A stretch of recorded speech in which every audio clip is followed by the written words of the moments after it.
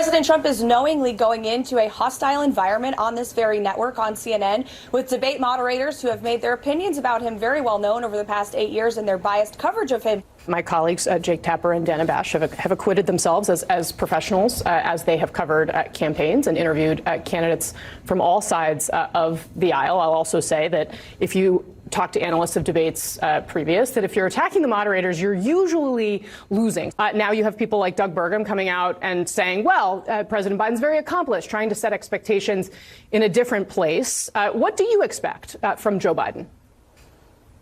Well, first of all, it would take someone 5 minutes to Google Jake Tapper, Donald Trump, to see that Jake Tapper has consistently, frequently likened President Trump to Adolf Hitler. Ma'am, I'm going to stop this interview if you continue to attack my colleagues.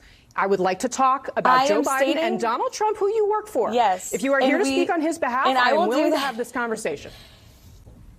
I am stating facts that your colleagues have stated in the past. Okay. Now, I'm sorry, guys. We're going to come back out to the panel. Caroline, thank you very much for your time. You are welcome to come back at any point. She is welcome. You say this case is about free speech, but the special counsel says Trump could have disagreed with the results and talked about it. No crime there. The difference is what he did to try and switch the votes. So what is it that he did to try and switch the votes that you refer to? By bringing cases, by using the law in an appropriate manner, unlike what we're sitting here today seeing. This is not appropriate. What President Trump did is he said, go patriotically and peacefully and protest. That is an American right. That is why we are America and we are not a third world country. Although I will say that today, I don't feel very much like we are in America. Hi, how are you all? Good. The fact that I am standing here for the third time in 5 months is not a coincidence. This is the Biden political lawfare that we have seen time and time again. It is a deflection from everything that they have done. And if you don't believe me, look at the facts. On March 17th, Hunter accidentally admits that it was his laptop from hell. The next day, DA Alvin Bragg indicts President Trump. June 8th, an FBI document is released showing that the Ukrainians paid the Biden crime family millions and millions of dollars. The next day, the Mar-a-Lago raid and the Mar-a-Lago indictment. Last week, Hunter Biden's sweetheart plea deal fell through when the judge realized it had blanket immunity. The following day, a superseding indictment against Donald Trump. July 31st, Devin Archer goes to testify in front of the House. That was only after they failed to put him in jail prior to the fact. What happens the next day? The January 6th indictment that we're here for today. This is not a coincidence. This is election interference at its finest against the leading candidate right now for president, for either party. President Trump is under siege in a way that we have never seen before. President Trump and his legal team and everyone on his team will continue to fight, not for him, but for the American people. I'll take some questions. Thank you. I know the president has called this a witch hunt. You just laid out several examples of that. Any other thoughts that the president has communicated to you in terms of why this is going on and then why he calls it a witch hunt? I think a witch hunt is really the way that anybody should describe this, because it's not something we've seen in our time. This is not even political. This is beyond that. A witch hunt is when you relentlessly attack your opponent, when you relentlessly attack the thing that you are most afraid of. People are afraid of somebody that cannot be bought by Washington. People are afraid of somebody who is independently wealthy and who has given up his good life to fight for this country. And that frightens a lot of politicians who are career politicians, unfortunately, because he'll get back there, and I know he'll be fighting for every one of us so that this doesn't happen to us. You say this case is about free speech, but the special counsel says Trump could have disagreed with the results and talked about it. No crime there. The difference is what he did to try and switch the votes. So what is it that he did to try and switch the votes that you refer to? By bringing cases, by using the law in an appropriate manner, unlike what we're sitting here today seeing. This is not appropriate. What President Trump did is he said, go patriotically and peacefully and protest. That is an American right. That is why we are America and we are not a third world country. Although I will say that today, I don't feel very much like we are in America. Yes. This case should go forward before or after the 2024 presidential election? I think that every court needs to look at this as a whole, right? It's not about the January 6th case. It's about the fact that in the matter of a couple months, we have seen them try and tie up, and me as an attorney, I've never seen this, tie up one individual who's who's running a campaign, running for office for president, so that he is in court, in depositions, and distracted, so that he won't properly run for 2024. And frankly, it's not going to work. Is the legal team going to argue that the election was stolen? I don't think that that's the argument that needs to be made. I think that anybody that believes that is misreading this. The truth is, as an American, there were questions that he had regarding the election integrity. We've seen documents come out, we've seen documentaries come out showing that there were issues with the election. And frankly, by bringing this, I don't think Jack Smith really thought it through. There only has to be proof that, number one, President Trump believed that this election was not completely honest.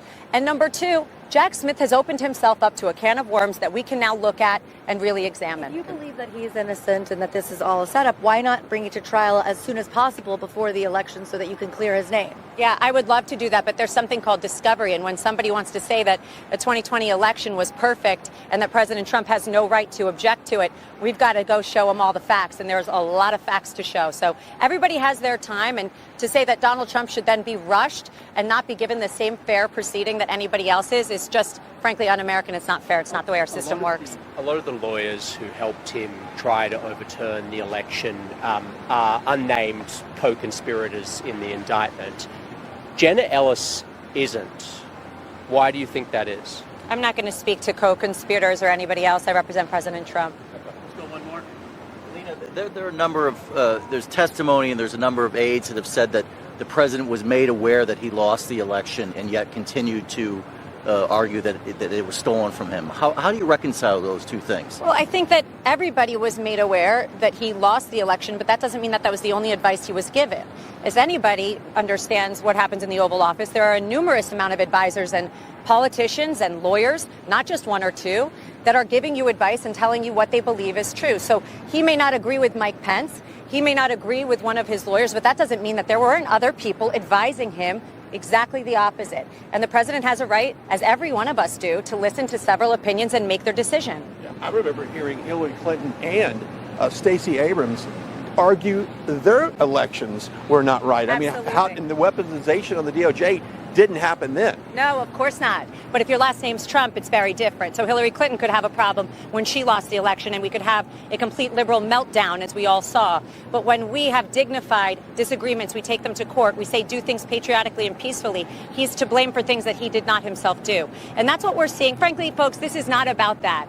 This is about politics. This is about 2024. Period. The end. Thanks, guys. Thank you. Thank you. Thank you. Good afternoon, everybody. I'm not here to hear what he has to say. That was what rang true, loud, and could not have been more honest, coming from the judge who has already predetermined that my client committed fraud before we even walked into this courtroom. I'm not here to hear what he has to say. Then why exactly am I being paid as an attorney, and why exactly are taxpayer dollars being used in this courtroom? The answer is very clear. Because Miss James wants to stand right here like she did this morning and call my client a liar, call the company fraudulent, and make a name for herself. She said this morning that the numbers don't lie and they won't lie in this case. Well, Miss James, I have a message for you. The numbers didn't lie when you ran for governor, and that's why you dropped out. And the numbers don't lie when President Trump runs for office in 2024. And those numbers are loud and clear. This country is falling apart. And if we don't stop corruption in courtrooms where attorneys are gagged, where attorneys are not allowed to say what they need to say to protect their clients' interests, it doesn't matter what your politics are. Everyone has a right in this country to get up and put a defense. I don't care who you are. You have a right to hire a lawyer who can put objections on the record. You have a right to hire a lawyer who can stand up and say something when they see something wrong. But I was told to sit down today. I was yelled at, and I've had a judge who is unhinged slamming a table. Let me be very clear. I don't tolerate that in my life. I'm not going to tolerate it here. And you know what? You shouldn't either. Because not every American citizen gets a camera and a microphone. And what I'm seeing is such a demise of American judicial system and democracy. Miss James came out this morning and said that she knew Mr. Trump, and she always calls him Mr. Trump because it kills her that he was the president. But the 45th president of this country, one of the best presidents we've had, has built a great company. It's worth a ton more than that statement of financial condition. And she doesn't know how to get out of it because her politics won't allow her. She calls him a bully. She says he's going to bring out racial slurs. He's going to say things today and taunt her. Well, Miss James, you taunted him. Before you came into office, before you saw one record, one statement of financial condition, you taunted him. You said his administration was too male and too pale. Those are her words. She said that she and Michael Cohen were going to be his biggest nightmare. Well, I have some news for you, Miss James. Michael Cohen folded, lied, and crumbled. Your star witness, along with all the DAs and corrupt AGs, need to be paying attention to what happens when you let us take the stand. When you let my client speak the truth, and the judge can tell me to sit down, and he can try and shorten my client's testimony, but it is loud and clear. They've got nothing. They've got nothing but their politics. She's got nothing but her Soros backing, which we discovered recently. And I am sick and tired of seeing it. Pay attention, America. Pay attention. Because when you're in court one of these days and you don't have a lawyer that has a microphone and you don't have a lawyer that can go on TV and you've got judges gagging them, what are you going to do? We need to fix this country, and we need to stop what is happening in this courtroom. President Trump is worth a lot more, and she wasn't ready for it. She doesn't understand it. And before she rushed to judgment, she should have thought about attacking somebody with over 50 years of real estate expertise who changed single-handedly the skyline of New York City.